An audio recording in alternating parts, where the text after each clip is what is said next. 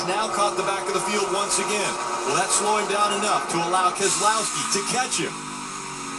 And how about Michael McDowell? He's sitting there running 18th. Good run for the small team.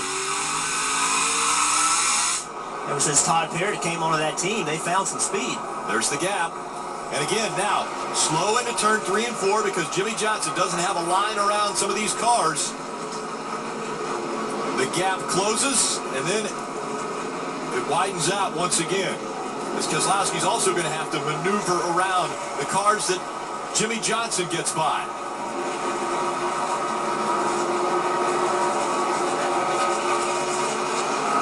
We mentioned how dominant the 48 of Jimmie Johnson has been at this racetrack, but it hasn't been recently. His last win was all the way back in 2013. It's been 3 years since the 48 team has celebrated at Martinsville.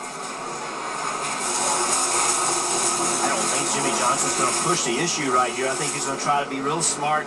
He has a good, clean run under McDowell. He'll take it, but I don't think he's going to push it with only 2 to go. To the inside of Michael McDowell. And down the backstretch, he clears him. This time by, coming out of turn 4. White flag in the air. One more time around for Jimmie Johnson. What an incredible race the 48 team and Jimmie Johnson have run.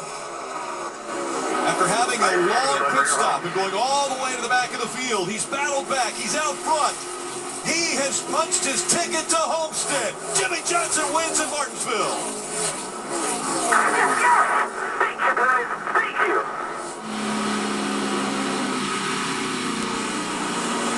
79 career wins for Jimmie Johnson. And more importantly, one step closer to the elusive 7 championships. I am so proud of you. I am so proud of you. Great job. Great job, Jimmie. Great job, team. Team effort today. Real awesome up there, everybody.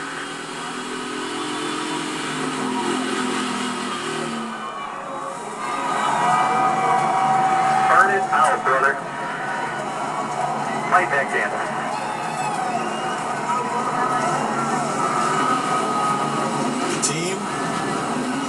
Celebrate. He's going to burn it down. Jimmie Johnson celebrating at Martinsville Speedway. This moment presented by Sunoco, fueling victories all season long. Think about it too. When the caution came out, Jimmie Johnson thought he had run out of gas. Thought he had lost this race. Knew that he couldn't come to pit road under caution before pit road was open. Chad Knaus told him, I want you to come to pit road. You need to come to pit road. Jimmie Johnson stayed out. He said, I've got it fixed. I've got it. I've got it. And he's been able to advance on now and will have a chance at the championship. Marty. Rick Hendrick had to slap himself in the face as if to wake himself up from the dream that is you're going to Homestead, Miami with a shot to win, Rick. I know, A, how important this place is to you, but B, middle of the year, would you have really believed this would be possible, Rick? You know, these guys have worked hard. The whole organization's worked hard. We're really happy for Lowe's, Chevrolet, and for the organization. We've been so close in a lot of these races. It just feels good. Now we get to go to Texas, and we like Texas.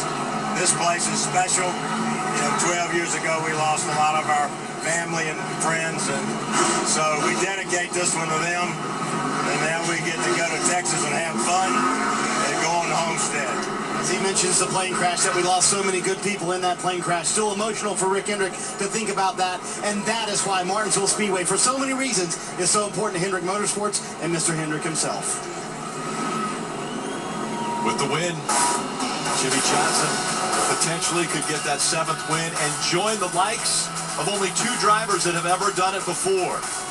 Richard Petty, the king, with 7 championships, and Dale Earnhardt Sr.